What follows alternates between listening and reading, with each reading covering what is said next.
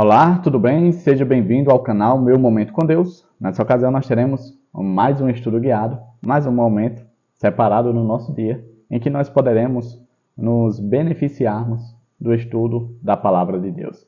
Se você é novo por aqui, aproveita e já se inscreve, porque todos os dias nós temos o estudo guiado, nós meditamos no estudo da lição. E você é meu convidado a se fazer presente, a ser abençoado por Deus todos os dias. Também deixa o teu gostei, tá? Porque é por meio desse like, dessa sua manifestação com o joinha, que esse estudo alcança mais e mais pessoas. E nós sabemos o quão maravilhoso é ter um momento com Deus, estudar a sua palavra.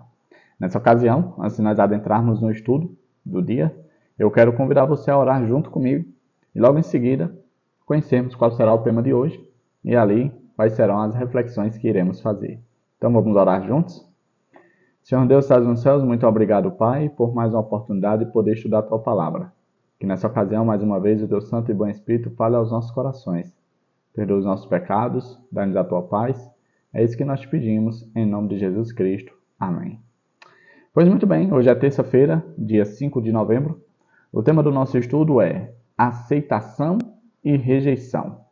Foi apresentado aqui um contexto. Eu separei um ponto aqui, que vai servir como base introdutória para o nosso tema. E logo em seguida a gente vai ler o contexto e depois refletir nos pontos que eu separei no estudo de hoje. Então, o primeiro ponto introdutório diz assim, a lição 2, a segunda lição que nós estudamos, examinou a multiplicação de pães e peixes, registrada em João 6.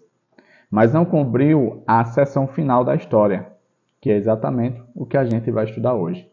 Você há de lembrar, que ali, na segunda lição, a gente estudou esse milagre extraordinário de Jesus, em que ele multiplicou ali os pães e peixes e alimentou cerca de 5.000 homens, um feito extraordinário. E logo em seguida que ele fez isso, as pessoas ficaram ovacionadas, querendo torná-lo rei, querendo coroá-lo e fazer rei de Israel. Só que aí Jesus se absteve e se ausentou daquela situação. E aí, o que nós vamos ver hoje é exatamente as cenas que aconteceram após aquela situação. E aí eu quero convidar você a abrir aqui junto comigo o Evangelho de João, capítulo 6, do versículo 51 ao 71. Que diz assim, Eu sou o pão vivo que desceu do céu. Se alguém comer deste pão, viverá para sempre. Este pão é a minha carne, que eu darei pela vida do mundo. Então os judeus começaram a discutir exaltadamente entre si. Como pode esse homem nos oferecer a sua carne para comermos? Jesus lhes disse, Eu lhes digo a verdade. Se vocês não comerem a carne do Filho do Homem e não beberem o seu sangue, não terão vida em si mesmo.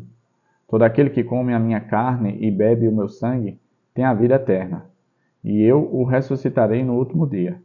Pois a minha carne é verdadeira comida e o meu sangue é verdadeira bebida. Todo aquele que come a minha carne e bebe o meu sangue, permanece em mim e eu nele. Da mesma forma como o Pai, que vive, me enviou e eu vivo por causa do Pai, assim aquele que se alimenta de mim viverá por minha causa. Este é o pão que desceu dos céus. Os antepassados de vocês comeram o maná e morreram, mas aquele que se alimenta deste pão viverá para sempre. Ele disse isso quando ensinava na sinagoga de Cafarnaum. Ao ouvirem isso, muitos dos seus discípulos disseram, Dura é essa palavra, quem pode suportá-la? Sabendo em seu íntimo que os seus discípulos estavam se queixando do que ouviram, Jesus lhes disse, Isso os escandaliza? Que acontecerá se vocês virem o Filho do Homem subir para onde estava antes? O Espírito da vida, a carne não produz nada que se aproveite. As palavras que eu lhes disse são espírito e vida. Contudo, há alguns de vocês que não creem, pois Jesus sabia desde o princípio quais deles não criam e quem o iria trair. E prosseguiu, É por isso que eu lhes disse que ninguém pode vir a mim, a não ser que isso lhes seja dado pelo Pai. Daquela hora em diante, muitos dos seus discípulos voltaram atrás e deixaram de segui-lo. Jesus perguntou aos 12, Vocês também não querem ir? Simão Pedro lhe respondeu, Senhor, para quem iremos? Tu tens as palavras da vida eterna. Nós cremos e sabemos que és o Santo de Deus. Então Jesus respondeu: Não fui eu que os escolhi, os 12? Todavia um de vocês é um diabo. Ele se referia a Judas, filho de Simão Iscariotes, que embora fosse um dos 12, mais tarde haveria de traí-lo. É um contexto um pouco longo, mas a gente vai refletir em cada parte dele e fazer ali algumas reflexões, né? Algumas ponderações interessantes. Então, o primeiro ponto que eu separei foi: mas ao falar posteriormente na sinagoga de Cafarnaum, ele explicou o significado espiritual do milagre. Eu sou o pão da vida. Jesus explica que esse pão é a sua carne, que ele daria pela vida do mundo. Veja que Jesus começa com um discurso bastante interessante. Alguns momentos antes, ele tinha multiplicado o pão, e isso tinha maravilhado as pessoas, pois imaginem só, um rei que poderia, do mínimo, fazer muito, né? Poderia multiplicar ali um recurso tão necessário para a sobrevivência humana como alimento.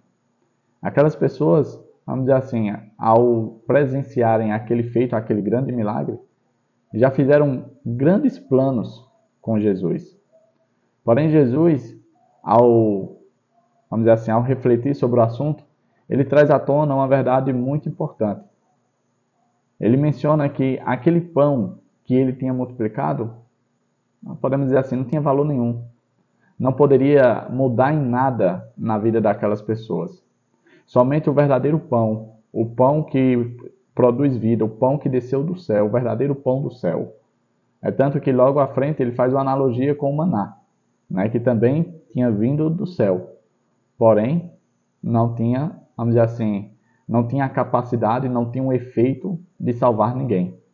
Porque ele afirma categoricamente que as pessoas do passado, os antepassados, né, os pais, o povo de Israel, ali no deserto, após sair do Egito, eles comeram maná, mas todos eles pereceram, todos eles passaram pela experiência na morte e continuaram mortos. Jesus agora propõe uma experiência muito mais elevada. Jesus não estava falando em termos literais, é tanto que ele fala logo depois que ele está falando de forma espiritual, né? E o que Jesus estava querendo dizer é que aquelas pessoas tinham que aceitar o sacrifício dele. Tinham que aceitar, de certo modo, a submissão dele na cruz do Calvário. O que era algo muito difícil para eles. Pois a ideia deles, das pessoas que estavam ali com Jesus, era uma ideia terrena. No sentido de ter um líder terreno para resolver os problemas terrenos. Eles não estavam interessados em uma pessoa que resolvesse os problemas espirituais, em uma pessoa que iria pagar o preço do pecado e no futuro iria lhes proporcionar a vida eterna. Esse não era o interesse das pessoas. Por isso que muitas pessoas ficaram contrariadas. Imagina só aos judeus que estavam ali seguindo Jesus, ouvindo aquele discurso que beirava vamos dizer assim, cenas terríveis, né, vamos dizer assim, de se alimentar de carne humana. Que coisa esquisita. Isso para o judeu era absurdo, era algo horrível. Porém, eles não estavam entendendo, mais uma vez, que Jesus estava falando de assuntos espirituais. Um outro ponto que eu destaquei diz assim: essa declaração abriu os olhos da multidão para o fato de que Jesus não seria seu rei terrestre. Ele não se encaixava nos padrões do pensamento terreno. Aquelas pessoas, eles tinham uma ideia, né, um anseio, um desejo por alguém que os tirasse daquela situação de julgo romano.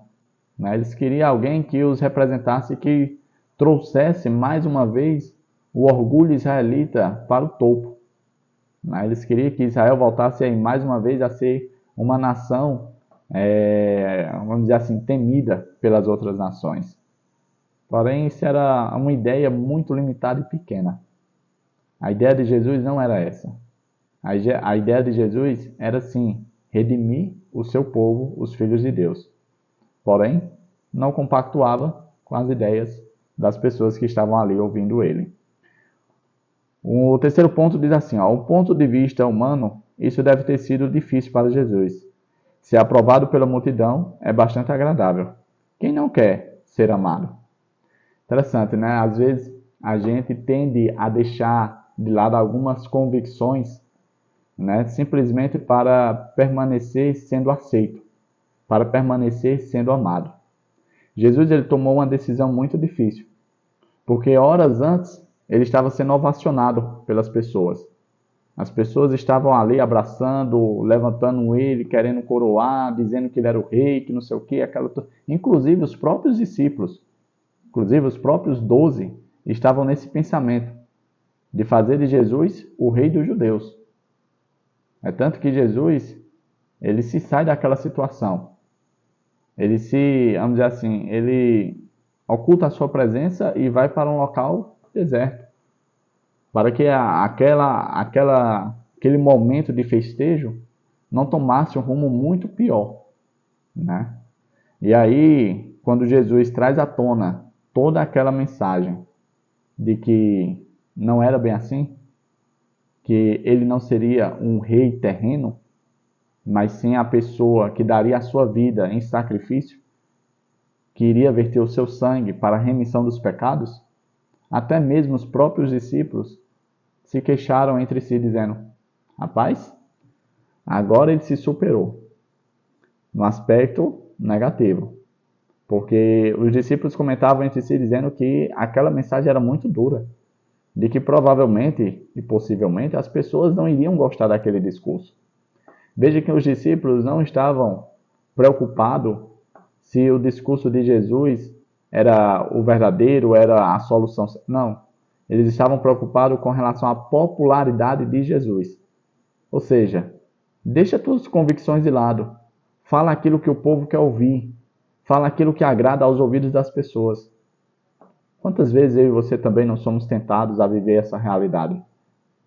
De deixar de lado as nossas convicções, de deixar de lado o nosso propósito de vida, a nossa missão, para simplesmente agradar a grande massa populacional. Pois é, Cristo enfrentou essa situação, assim como eu e você também devemos enfrentar. E ele teve que sim, fazer um discurso impopular, mas um discurso que produzia salvação. Um outro ponto que eu deixei aqui diz assim, ó, nesse momento, Pedro faz uma confissão impressionante, testemunhando acerca do que Jesus tem e do que ele é. Após as pessoas começarem a abandonar Jesus, rejeitar Jesus, deixar Jesus, Jesus vira ali para os seus 12 amigos, né, os mais próximos, os mais íntimos. E ali Jesus faz um questionamento do tipo: vocês também não querem ir embora? Vocês também não querem rejeitar? Porque há pouco tempo atrás, há alguns minutos atrás, vocês estavam se queixando entre si que meu discurso era impopular. Vocês não querem me abandonar também? E aí Pedro rompe o silêncio e pronuncia o seu testemunho, que está exatamente dentro do tema da semana. Pedro dá o testemunho de que, tipo, Senhor, para quem iremos? Tu tens as palavras da vida eterna, e nós temos crido e conhecido que o Senhor é o Santo de Deus. Essa foi a declaração de Pedro. E aí Jesus reafirma novamente que essa declaração que Pedro deu não foi porque Jesus colocou na boca de Pedro, não foi porque uma pessoa soprou no ouvido de Pedro, mas Pedro estava falando aquilo porque o Pai estava atuando na vida de Pedro. Como a gente viu no dia anterior, ontem, Deus, ele é quem mostra quem é o Messias. Deus é quem revela quem é o Cristo. Assim como ele fez com João Batista, agora ele fez com Pedro. E Pedro dá o seu testemunho de que, de fato, mesmo Jesus tendo um discurso impopular, mesmo Jesus tendo um discurso incompreendido, incompreensível para aquela situação, porque, a bem na verdade, os discípulos viveram o ministério com Jesus, passaram anos, ouviram seus sermões, viram seus milagres, e mesmo assim, na maioria das vezes, não o compreendiam, mesmo assim Pedro o declarou e testemunhou de forma favorável a Jesus. E isso fala ao meu coração no seguinte aspecto: nem sempre eu e você vamos entender o modus operandi de Deus, a forma de Deus agir. Mas eu e você devemos dar o mesmo testemunho que Pedro, mesmo sem entender, mesmo sem compreender, de que sim, Jesus é o nosso Salvador, de que sim, Jesus é o Cristo, o Messias prometido por Deus, para resolver o maior e grande problema das pessoas, o problema do pecado. Nós chegamos ao fim de mais um estudo guiado, né? Que nós possamos nos manter firmes nesse propósito de conhecer todos os testemunhos apresentados ali no Evangelho de João. E que esses testemunhos sirvam de, vamos dizer assim, de experiência positiva para nós, para que a cada dia a gente confirme também a nossa posição ao lado de Jesus. Tá certo? Nessa ocasião, Papai do Céu te abençoe, te proteja de todo mal e que Ele te faça retornar aqui amanhã. É isso, até a próxima e tchau, tchau.